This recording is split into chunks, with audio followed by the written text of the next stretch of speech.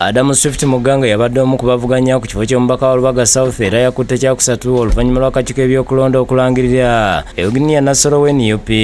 Leero Muganga asinziira ku ofiisi y'esangibwa mu Kabaawo mu ggombolola y'e Lubaga yeebaza bannalubaga bonna abayimiridde naye ne bamulonda okukwata ekyokusatu. Ntuusa okwebaza kwange eri abantu abo abatono ennyo nnyini ddala nti mwebale nnyo mwebalire ddala Mukama Katonda abawe kye musinga okwagala kubanga mwasazeewo ne muyimirira naffe ne mutuwa akalulu kammwe. Kyokalaze okunyola olw'abamu ku bannalubaga abamusuubiza akalulu ne batasobola kukamuwa n'alangirira nga bw'abasonyiye nti kuba tebamanyi kye bakoze. Abazze batulaga essuubi nti mugenda kutuwa akalulu baabuwe ne mutakatuwa mbasonyiye kuba temumanyi kye mukola. Mugga ategeeza nga bakkiriziganya n'ebyavudde mu kulonda kuno naye ng'ewamu nti tekwabadde kwa mazima na bwenkanya nga bangi ku bantu be basumbuziddwa.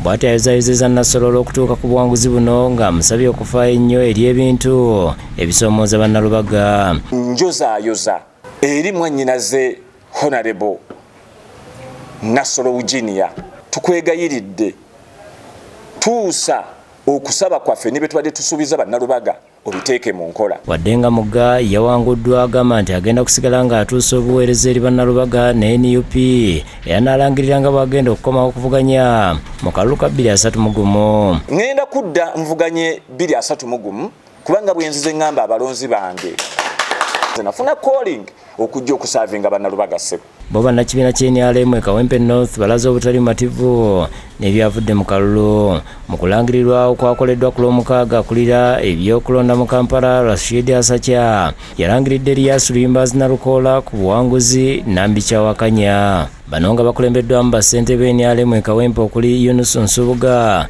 beemulugunyiza ku mbeera eyabaddewo. Tetuli bamativu n'ebyo ebyavudde mu kulonda era twe twalonze kwe tumanyi mami. Tusindisa omuntu agenda otulwanirira kyokka temukoze eki mumusudde. Abantu bye balangiridde lusakiza Nambi zabalangireko Nalukoola. Mu kulonda kuno Nalukoola yafunye obululu obusoba 3,400 ate Nambi n'afuna obululu 89. Bano bagamba nti Asakya yalangirira mu kyamo. Tubanja buwanguzi bwaffe. Tosobola kufuna buwanguzi Katonda bw'atakuwadde ng'ayisa mu bantu. Si biwandiiko si bye bituwa obuwanguzi wabula abantu bebawa abannonze tebali. N'abakulembeze b'enzikiriza y'obusiraamu e Masaka nga bakulembeddwa mu kadhi w'e Kampala mukadde Sheikh Abbas Nseera balaze obutali mumativu olw'akakiiko ebyokulonda obutalangirira eyabadde avuganya ku tikiti y'NRM Justin Namere ku kifo ky'omubaka omukyalo wa Site. Tuyina ennaku nnene nnyo okuba nti basobodde kulangirira kandidenti waffe mu bwenkanya. Kyenkakasa obulungi nti akalulu ye yakalidde mu bumativu obwenkanya n'obw'amazima. Akakiiko ebyokulonda akalangiridde Nalubowa Rose ku kifo ky'omubaka omukyala owa Masaka Stengon yafuna obululu 25,443 ate Namere yamuddiridde n'afuna 2,343 ng'enjawulo ya bululu 5,100. Sheikh Nseera ategeeza nti Namere yafunye akalulu kyokka akakiiko ebyokulonda tekamulangirira.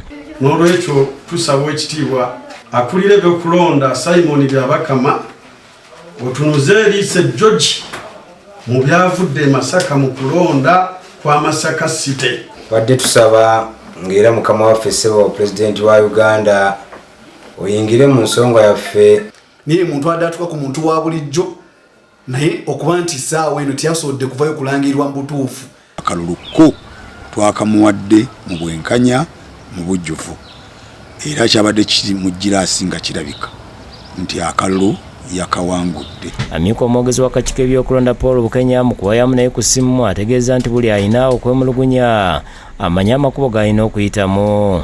Tekubeera kwekalakaasa ku nguudo wabula okusengeka ensonga ne ziteekebwa mu buwandiiko okwemulugunya okutongole okuyitibwa petition.